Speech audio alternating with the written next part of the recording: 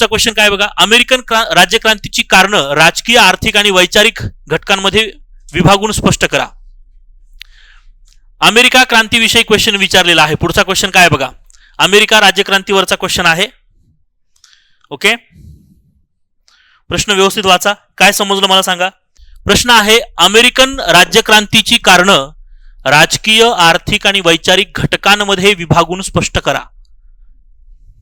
कारण तुम्हाला स्पष्ट करायची. अमेरिका राज्यक्रांतीची कारण स्पष्ट करायची आहेत, पण ती कशा पद्धतीनं? राजकीय, आर्थिक आणि वैचारिक. म्हणजे अशा स्वरूपाचा प्रश्न म्हणजे असा असतं की डायरेक्ट तुम्हाला मार्क असे एका थाळीमध्ये वाढून दिलेले असतात, जेवढे पाहिजे तेवढे घ्या. म्हणजे विचार करा, त्यांनी सरळ सरळ प्रश्नाची बॉडी पण सांगितली, म्हणजे उत्तराची बॉडी सांगितली. बघा, अमेरिका राज्यक्रांतीविषयी लिहायचं. गुड. काय लिहायचे आहेत? कारणे. आणि कोणत्या 3 पॉइंट मध्ये लिहायचे आहेत? राजकीय पॉइंट एक्सप्लेन, आर्थिक पॉइंट एक्सप्लेन आणि एक्सप्लेन. डन, झालं उत्तर. प्रश्नातच त्यांनी उत्तर सांगितलंय सगळं, फक्त आता माहिती पाहिजे. ठीक आहे, चलो लिहा बरं. पॉइंट लिहा. राजकीय पॉइंट सांगा कोणकोणते असतील. वैचारिक, आर्थिक सांगा आणि वैचारिक सांगा. एक बोस्टन टी पार्टी कशात येऊ शकतो सांगा? राजकीय मध्ये येईल ना, पण बोस्टन टी पार्टी हा तत्कालिक प्रसंग होता. माझं एक वाक्य आठवा हमेशा, कोणत्याही क्रांतीसाठी विचार हे मूळ आधार असतात आणि घटना ह्या प्रेरक असतात. हे वाक्य मी लेक्चरला सांगितलं असेल की कोणत्याही क्रांतीसाठी विचार, आणि हे असलं छापलं तरी चालतंय इंट्रोमध्ये, विचार हे मूळ आधार असतात आणि घटना ह्या प्रेरक असतात. ओके, घटना त्या क्रांतीला अजून जास्त आपण त्याला म्हणूया की क्रिएट करतात त्या प्रसंगांना. तर तो एक प्रसंग आहे. बोस्टन टी पार्टी हा एक प्रसंग आहे, तो राजकीय प्रसंग, राजकीय घडामोडीतून घडलेला प्रसंग आहे. म्हणून मी सांगत असतो की लेक्चर ऐकताना, बघताना इतकं कॉन्सन्ट्रेशन बघायचे माझे लेक्चर्स, की त्यातले काही शब्द, आता हे काही माझे शब्द नसतात, हे मी 4 बुक वाचलेले असतात, त्यातले शब्द छापतो आणि तुमच्यासमोर शायनिंग मारतोय. सो ते शब्द तुम्ही पण छापायचे तिथं पेपरमध्ये, तेवढं ते अजून इफेक्टिव्ह बनतं. राईट. बघा काय आहे, अमेरिका राज्यक्रांती. ठीक आहे, अमेरिका राज्यक्रांती. थोडंसं आपण या पार्श्वभूमीकडे जाऊया. एक पार्श्वभूमी सांगतो, आणि ही पार्श्वभूमी सांगत असताना जसं तुम्हाला डिकोड होईल तसं त्या रूपरेषेमध्ये पॉईंट तुम्ही ऍड करत चला, नंतर तुम्हीच मला पॉईंट सांगा. सगळ्यात महत्वाची, अमेरिका ही युरोपीय व्यापारी राष्ट्रांची एक वसाहत होती, हे तर माहिती आहे सगळ्यांना. कारण अमेरिकेचा शोध कुणी लावलेला आहे? सगळ्यात पहिला खलासी अमेरिकेवरती कोण होता? Yes, Christopher Columbus. आणि कोणत्या शासकाच्या मदतीने गेला होता? स्पेनच्या राजाच्या मदतीने गेलेला आहे. तसं तो पोर्तुगालच्या राजाकडे गेला होता, पण पोर्तुगालच्या राजाला त्याचा प्लॅन काही योग्य वाटला नाही, म्हणून तो स्पेनच्या राजाकडे गेला. स्पेनच्या राजाने म्हणलं की ओके, फायनल सँक्शन. लगेच तो पळाला तिकडे. 5000 किलोमीटरचा समुद्री प्रवास करून अमेरिकेच्या काही बेटांवरती तो पोहोचला, आणि मग त्याची शहानिशा करण्यासाठी अमेरिको वेस्पुसीला पाठवलं गेलं. अमेरिको वेस्पुसी मग साऊदर्न, जो आता साऊथ अमेरिकेचा जो पार्ट आहे खंडामध्ये बघितलं तर तिकडच्या काही बेटांवरती, म्हणजे पेरू वगैरे अशा काही प्रदेशांवरती पोहोचला होता. तिथं बऱ्याचशा जमाती त्याला सापडल्या. मग तिथं रेड इंडियन्स वगैरे असं काहीतरी नाव दिले गेले होते. मग पुढे जाऊन अमेरिका. पण अमेरिका हे काही असे राष्ट्रभावनेनं प्रेरित नाही. जे आपण आता अमेरिका राज्यक्रांती म्हणजे जी काही बघतोय ती म्हणजे उत्तर अमेरिका, दक्षिण अमेरिका, खंडबिंड असलं काही नाहीये. ते USA या संदर्भातलं, USA, कॅनडा या संदर्भातला तो किस्सा आहे सगळा. ओके, मग मी तुम्हाला हे पण सांगितलं बघा, मागच्याच प्रश्नाचा डिकोड करत असताना सांगितलं की ब्रिटिशांनी स्वतःचं आरमार इतकं स्ट्रॉंग बनवलं की त्याने अमेरिकेमध्ये स्पेनला मागं ढकललं, आणि मग ब्रिटिशांचं वर्चस्व अमेरिकेवरती आलं, किंवा ब्रिटिशांच्या काही वसाहती अमेरिकेवरती स्थापन झाल्या होत्या. सगळ्यात पहिली ब्रिटिशांची जर वसाहत कोणती असेल ना, तर जेम्स टाउन नावाची वसाहत, ती ब्रिटिशांनीच तयार केलेली वसाहत आहे. म्हणजे अधिक माहितीसाठी सांगतोय, जेम्स टाउन, जेम्स नावाची नदी आहे अमेरिकेमध्ये, त्या नदीला क्रॉस करून काही एक सदर्न प्रदेश काबीज केला होता, आणि त्यालाच नंतर जेम्स टाउन असं म्हणलं गेलं. तर ती पहिली वसाहत, जसं भारतातल्या वसाहती होत्या तसं ती ब्रिटिशांची पहिली वसाहत तिथं होती. मग फ्रान्स मधले पण काही लोक आलेत, व्यापारी प्रामुख्यानं. मग तुम्हाला माहिती आहे की बघा, काही एरिया फ्रान्सकडे होता, फ्रान्सच्या अखत्यारीमध्ये होता, आणि काही प्रदेश ब्रिटिशांच्या. पण अमेरिकेचा सुद्धा मूळ आत्मा व्यापारीच आहे. अमेरिकेमधले जे स्थानिक व्यापारी, कारण मी तुम्हाला सांगितलं की अमेरिकेमध्ये उत्तर अमेरिका ही प्रामुख्यानं जंग किंवा आपण त्याला म्हणूया की काही जंगली साहित्य, लाकूड, हे काही जंगली संसाधनं या संदर्भात फेमस आहे. मासे या संदर्भात फेमस आहे. मध्य भाग जो आहे अमेरिकेचा, युएसएचा, तो प्रामुख्यानं औद्योगिक आणि व्यापारी भाग आहे आणि दक्षिणेकडे प्रामुख्यानं कृषी क्षेत्र जास्त आहे. तर अमेरिकेला 3 टप्प्यात हे युरोपीय बघत होते आणि साहजिक होतं की जहाज निर्मितीसाठी लागणारं लाकूड उत्तरेकडनं येत आहे.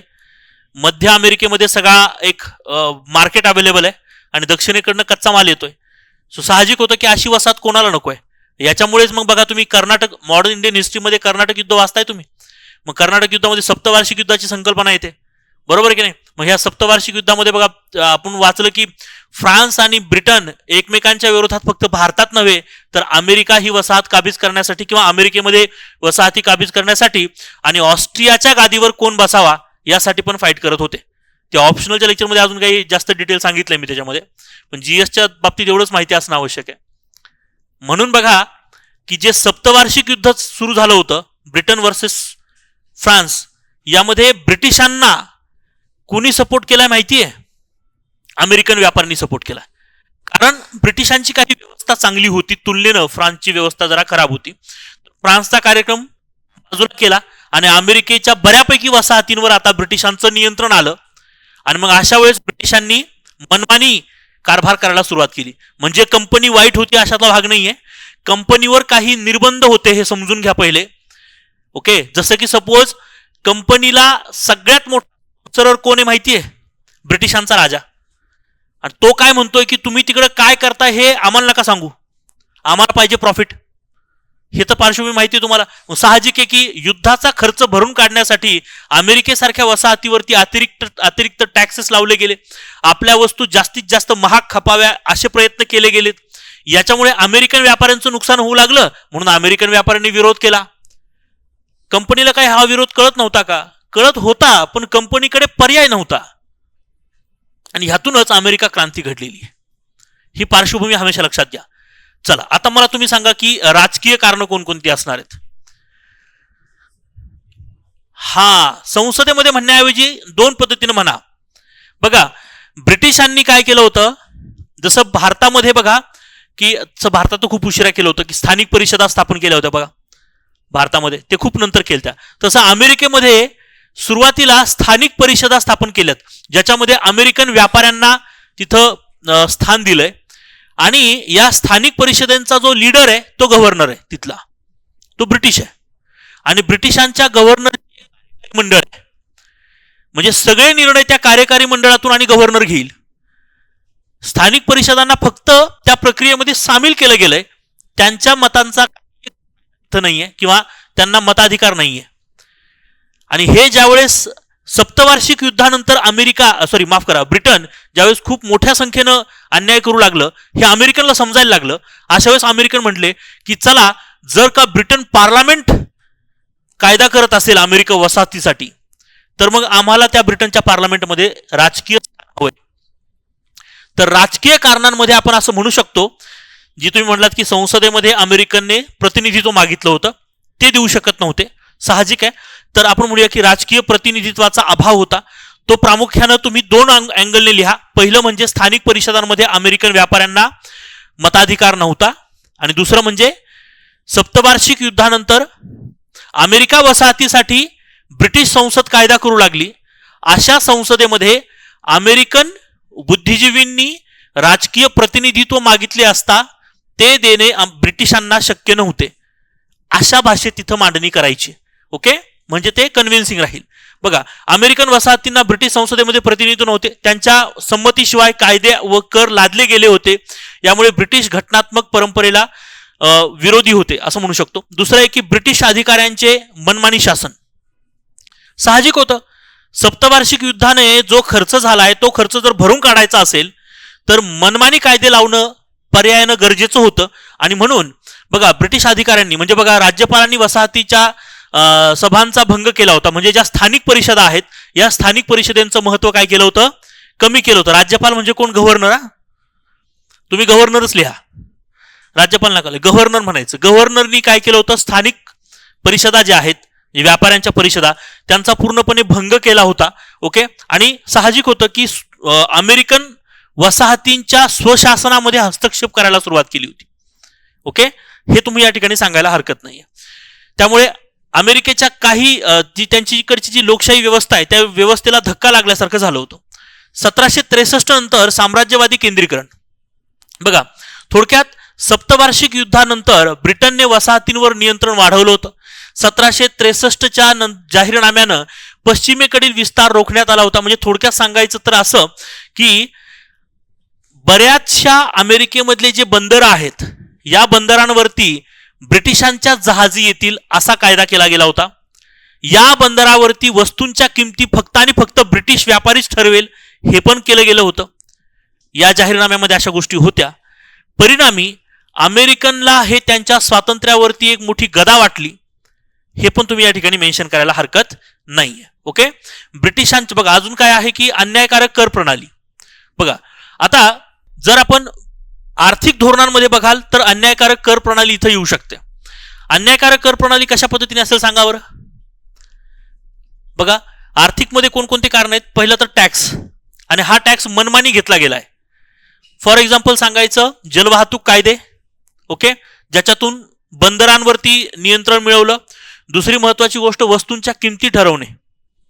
आणि तिसरी महत्वाची गोष्ट की ज्या वस्तू अमेरिकनला गरजेच्या आहेत या वस्तूंवरती अधिक जकात लावली, त्यामुळे त्या वस्तू अमेरिकेमध्ये महाग झाल्या. यामुळे अमेरिकन व्यापाऱ्यांना हा नफा किंवा हा बिझनेस जो आहे तो परवडत नव्हता, आणि याच्यातून एक व्यापारी संघर्ष जो आहे तो तयार झाला होता. हे तुम्हाला या ठिकाणी सांगणं गरजेचं आहे. ओके, जसं की बघा, स्टॅम्प कायदा 1765, टाउनशेल्ड टॅक्स. बघा, टाउनशेल्ड प्लॅन होता, टाउनशेल्ड सरकार. त्यानंतर नॉर्थ सरकार होतं, नॉर्थ टी प्लॅन पण आलेला आहे. तुम्हाला आठवतंय बोस्टन टी पार्टीची काही कारणं सांगितली होती मी. हा, त्याच्यामध्ये सांगितलं होतं बघा की जो चहा, काच, सामान, जे प्रमुख काही 5-6 वस्तू होत्या ज्या अमेरिकेमध्ये जास्त खपल्या जात होत्या, अशा वस्तूंवरती खूप जास्त टॅक्सेस वाढवले गेले होते, जेणेकरून की ब्रिटिशांना खूप मोठा पैसा मिळावा. राईट ना. आणि ज्यावेळेस मग याचा विरोध अमेरिकेने कसा केला होता, अमेरिकेनं चहा घेणं बंद केलं होतं. त्यामुळे झालं काय रे, भारताकडनं येणारा चहा ब्रिटनमध्ये सडायला लागलेला आहे. अशा वेळेस कंपनीवर जबाबदारी दिली की तुम्ही हा चहा अमेरिकेत खपवा. आणि इकडे मात्र अमेरिकेने सांगितलं की जर आमच्या बंदरांवरती जर चहाच्या पेट्या आल्या तर आम्ही आघात करू. आणि मग बोस्टनवरती तो किस्सा घडलेला आहे. यातूनच बोस्टन टी पार्टी झाली आहे. ओके, हे लक्षात घ्या. व्यापारावरील निर्बंध. बघा, नेव्हिगेशन कायद्यांमुळे वसाहतींचा व्यापार फक्त ब्रिटन पुरता मर्यादित झाला होता, ज्यामुळे व्यापारी वर्ग नाराज झाला होता. थोडक्यात साहजिक आहे की ज्या काही जलवाहतूक कायद्यांच्या गोष्टी होत्या त्याच्यामुळे अमेरिकन व्यापाऱ्यांना फक्त आणि फक्त ब्रिटिश व्यापाऱ्यांसोबतच डील करता आली.